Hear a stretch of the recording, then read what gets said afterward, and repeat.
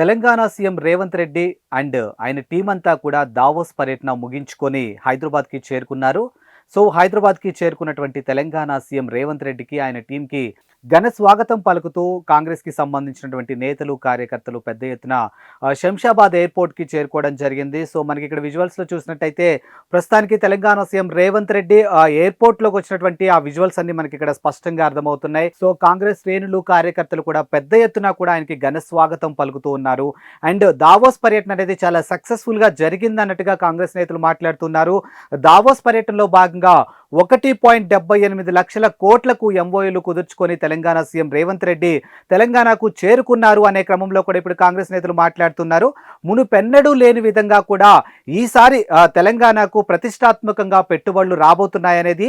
So ఆ స్థాయిలో కూడా తెలంగాణ సీఎం రేవంత్ రెడ్డి కూడా అక్కడ దాదాపుగా కొన్ని కంపెనీలతో ఎంఓయూలు కుదుర్చుకొని ఆ కంపెనీలన్నింటినీ కూడా ఇప్పుడు తెలంగాణకు తీసుకురాబోతున్నారని, సో అత్యధిక మెజారిటీ కంపెనీలకు సంబంధించినటువంటి ఇన్ఫర్మేషన్ కానీ అత్యధిక మెజారిటీ కంపెనీలు కూడా ఈసారి తెలంగాణకి రాబోతున్నాయని, తెలంగాణ సీఎం రేవంత్ రెడ్డికి మాత్రమే అది సాధ్యమైందంటూ ఈ దావోస్ కి సంబంధించినటువంటి మీటింగ్ బట్టి మనకి అర్థమవుతున్నట్టు కాంగ్రెస్ నేతలు మాట్లాడుతూ ఉన్నారు.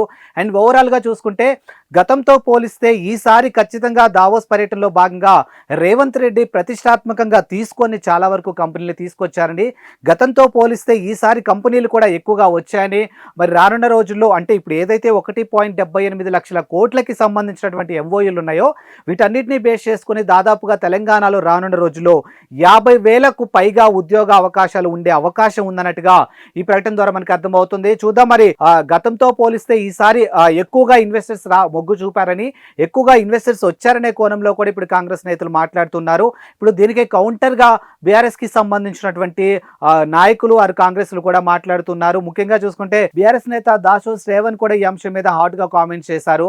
ఈ రోజు హైదరాబాద్ కు గ్లోబల్ సిటీ అనే ఒక పేరు వచ్చింది కేవలం కేటీఆర్ వల్ల వచ్చింది తప్పితే కాంగ్రెస్ సర్కార్ వల్ల రాలేదు. అదొక్కసారి కాంగ్రెస్ నేతలు గుర్తుంచుకుంటే బాగుంటుంది అనే కోణంలో కూడా దాసో శ్రావణ్ ఈ అంశం పైన కామెంట్స్ చేశారు. బట్ మొత్తానికైతే తెలంగాణ సీఎం రేవంత్ రెడ్డి శంషాబాద్ కు చేరుకోవడం జరిగింది. సో ఆయన చూసినటువంటి కాంగ్రెస్ నేతలు కానీ కార్యకర్తలు కానీ హర్షం వ్యక్తం చేస్తూ ఉన్నారు.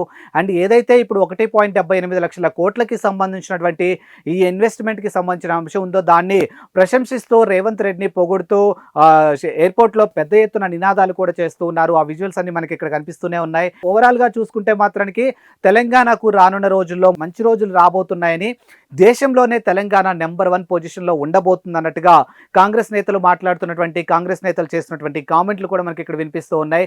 అండ్ ఫైనల్ గా ఇప్పుడు ఏదైతే అంటే గతంతో పోలిస్తే ఈసారి ఖచ్చితంగా తెలంగాణకు ఎక్కువ ఇన్వెస్టర్స్ వచ్చారు కాబట్టి ఈ దిశగా ఇప్పుడు తెలంగాణ ప్రభుత్వం అభివృద్ధి అనేది ఏ పదంలో ముందుకెళ్తుంది అనేది ఒక్కసారి ప్రతిపక్షంలో ఉన్నటువంటి పార్టీలందరూ కూడా ఒక్కసారి ఆలోచించుకుంటే బాగుంటుందన్నట్టుగా కాంగ్రెస్ నేతలు కూడా కామెంట్స్ చేస్తూ ఉన్నారు.